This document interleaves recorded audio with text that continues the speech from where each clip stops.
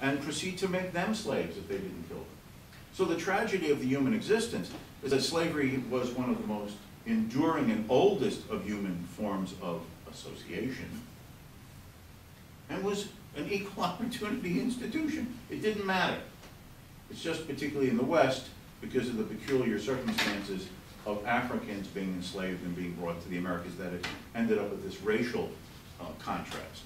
But in fact, historically, it has had nothing to do with race.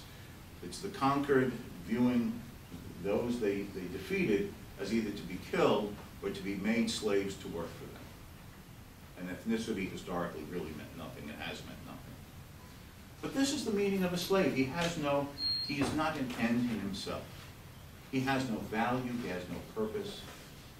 He has no existence other than what the slave master chooses to give him. And if the slave master shows what seems to be concern for his slave, he feeds him, he clothes him, he puts a roof over his head, he provides medical attention if necessary, it is not because the slave master views the slave as having a value or a significance in himself.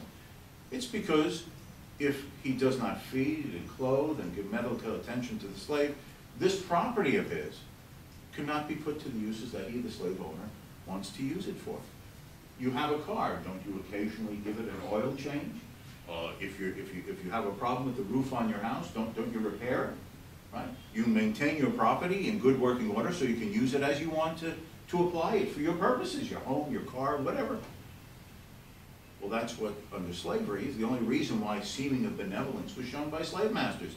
Not because they cared for these human beings in themselves, but if you don't take care of it, the property deteriorates, and he's not as effective and productive as he could be if you kept the slave in good working order. So even when it seemed as if the slave owner would show this concern for his slave, it was a false concern. It was merely the concern of maintaining the value and the use of that which he viewed as his. Now perhaps this gives us an idea when slavery means that you are an end, a means to another person's end. That they view you merely as a tool, as an implement to their purposes. It gives us an idea or an approach to think about what is freedom.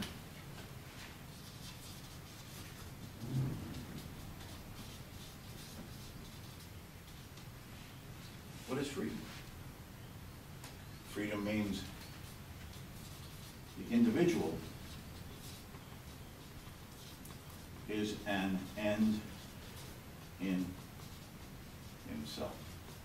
And obviously I'm using himself in the generic sense, right? Men and women. Okay. The individual is an end in himself. He is not a means to another person's end.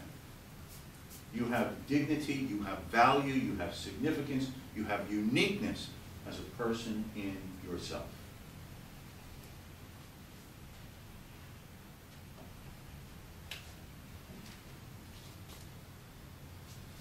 He chooses.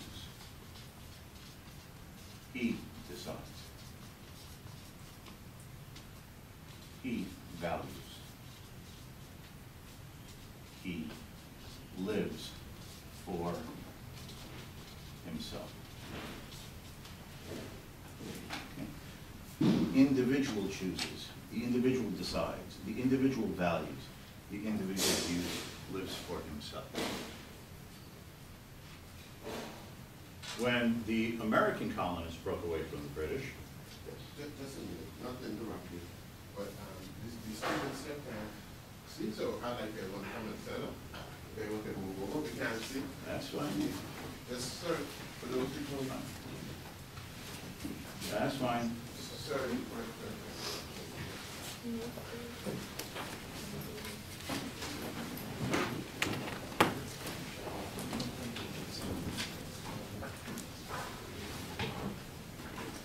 I can get a little bit. We're all clustered together. Okay, thank you. When the American colonists broke away from the British, a few years before you did, as you probably know, the defenders of American independence from the British issued a Declaration of Independence. And one of the most famous lines in this Declaration of Independence from the British that every American student learns in school from an early grade is, "We hold these truths to be self-evident, that all men are created equal, that they are endowed by their Creator with certain unalienable rights, among which are life, liberty, and the pursuit of happiness." We hold these truths to be self-evident, that if man reflects within himself, is it not self-evident that every individual has a right to his own life? Is it not self-evident that every individual has a right to the liberty of choosing how he will guide and direct his life for it to have meaning, value, and purpose for him? And is it not self-evident that what is part of this freedom and liberty is to pursue what gives happiness to you? And when the founding fathers of the American Revolution used the word happiness, they didn't mean it in some narrow sense of laughing with friends while having a good time in the evening. They meant happiness in the sense of a sense of fulfillment, a belief that your life has meant something to you, that it has a meaning and a purpose, regardless of what it is. It may be success with your family, success in your religious followings, success in the vocation that you choose, or combinations of these. But whatever it is, that the individual has a right to pursue his happiness as he sees that happiness. It doesn't mean that we always succeed in what we want, but that the individual has this right, this inalienable right to his life, his liberty, and the pursuit of happiness. The other element of this is that when those American founding fathers said this in the American Declaration of Independence, they did not say, "We hold these truths self-evident for all the people who are currently living in the 13 colonies on the eastern seaboard of North America." No, we hold these truths to be self-evident that all men are created equal, that they are endowed by their Creator with these unalienable rights. Okay. So they was making a statement about all people everywhere, anywhere in the world. And that whether other people lived in freedom or not, as a principle, as an idea, as a philosophical concept, every person had the right to his life, his liberty, and the latitude to pursue whatever would give him happiness in that broadest sense of happiness.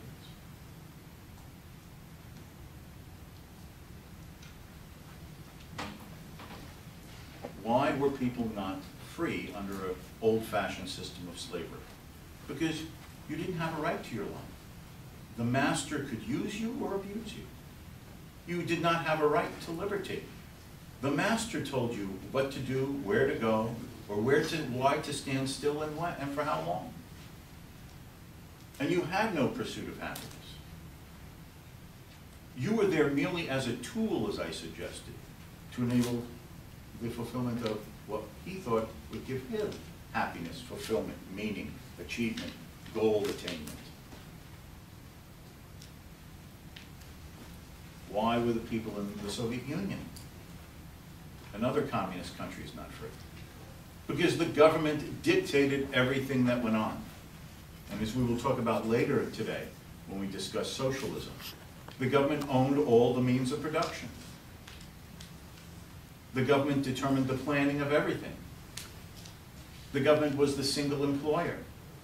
The government determined housing, food production, the availability of information, the ability to travel. My wife is Russian. I met her when I was doing that consulting work back in the early 90s. She's from Moscow. She could not leave her country. She could not even go to other communist countries in Eastern Europe without the government's permission. Now, yes, we take it for granted that to enter or leave a country, we have to have this document just identifying who we are, which we call a passport. But pretty much, you know, getting a passport is a formality, maybe a bureaucratic paperwork inconvenience, but it's just a formality, and as long as you have that passport, you can come and go as you want.